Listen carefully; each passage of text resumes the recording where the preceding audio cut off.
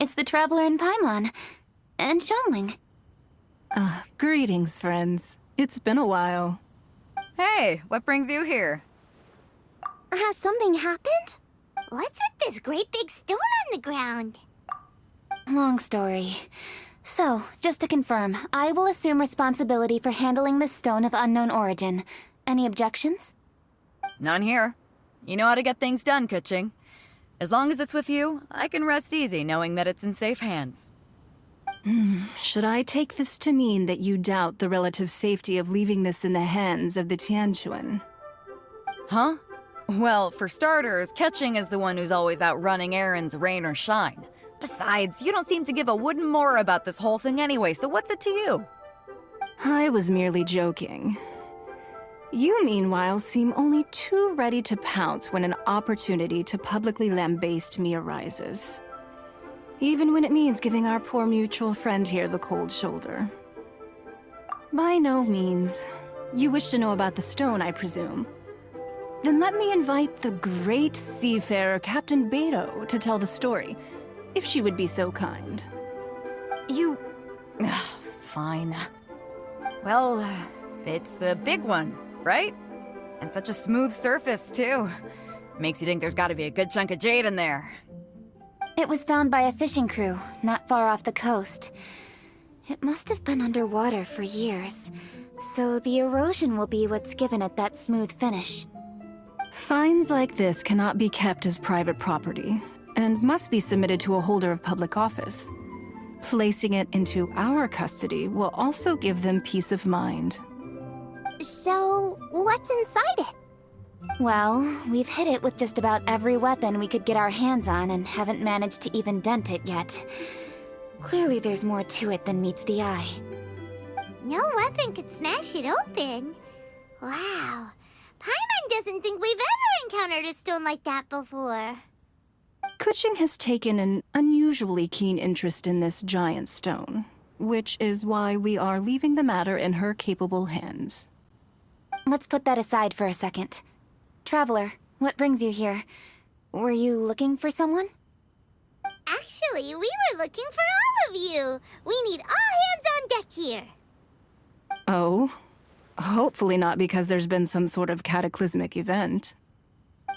No, nothing like that. Paimon's just getting carried away. I just wanted to ask everyone about their food preferences. Food preferences? That's a little unexpected. I have rather simple tastes. Precise, pure, smart, and sophisticated. That is all I require. That's your idea of simple, huh? I summed up my culinary requirements in 4 words. Is that insufficiently simple for you? A few weeks out on the open ocean would fix your flawed definition of simplicity, let me tell you that. What about you, Beto? Me? If it's freshly cooked and piping hot, that floats my boat. If it's got a little chili pepper in there too, I'm one very happy captain. Paimon thought you would have said bar food. Oh, bar food works too. As for me, it's got to be seafood. Okay, got it. So, seafood, piping hot, and, simple but sophisticated. And that's where I would disagree. Traveler, surely you've heard of golden shrimp balls. Oh my, they're my favorite. You need to wash and devein the shrimp, wrap it in finely sliced potato strips, then deep fry it to perfection. There's no room for cutting corners. They're very precisely put together. They taste pure, the presentation is smart, and the skill needed to cook them is highly sophisticated. It fits Ningguang's forward summary to the letter. Huh. So what you're saying is, for all the frills and trills, good food is all the same at the core? I heartily agree. Golden shrimp balls are a prime example. Their essence lies in combining art and nutrition in a single package. It is a dish of true value. Okay, got it. So Kuching loves golden shrimp balls. I didn't say that. Did I? No, at least not outright. Alrighty. Thanks for all your input. I'll be sure to take it all into consideration. Traveler, Paimon, do you have anything planned after this? Good. I'd like you to help me investigate something. It's about this stone. You picked the right people for the job. We investigate stuff all the time. My thoughts exactly. The Qixing has a public duty to deliver our final verdict to the fishermen, but there are also some things I would like to investigate on a personal level. I'm sure you've become acquainted with the general background of the Moonchase festival. However, I have my own understanding of this festival's roots. My grandfather was a researcher of Liyue's traditions. In his notes, he indicated that there was a deity called the Stove God in ancient Liyue, which people paid tribute to at a certain time of the year. Very few written records make mention of the Stove God, and those that do are notoriously confusing. Some scholars believe that the Stove God was just another title held by the Lord of Geo, but others suggest that this was a different deity altogether. One folktale even claims that the ancients found the Stove God's shrine, but there was no statue, only a huge, smooth slab of stone.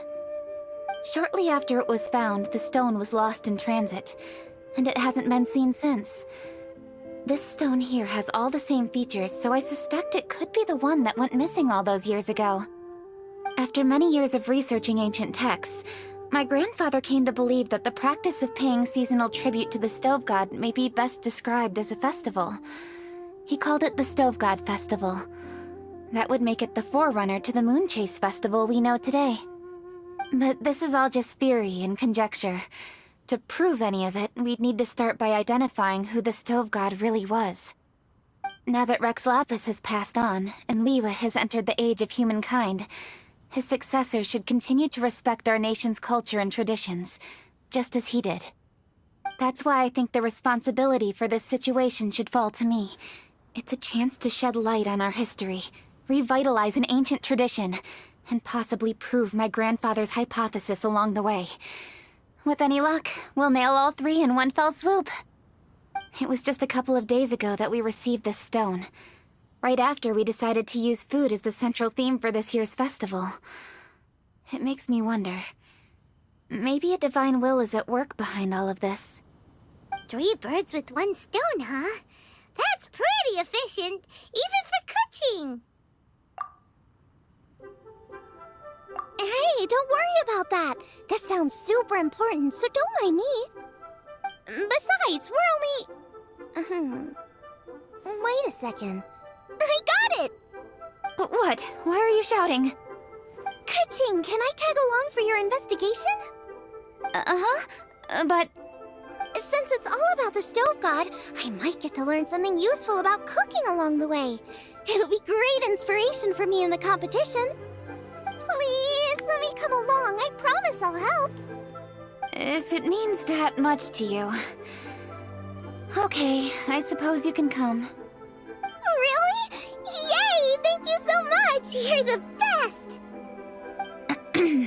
Now that that's settled, time to get going. Jingsa Village is said to be home to a lot of historical texts, so I'd like to start by making some inquiries there. Alright, then it's off to Chingsa we go!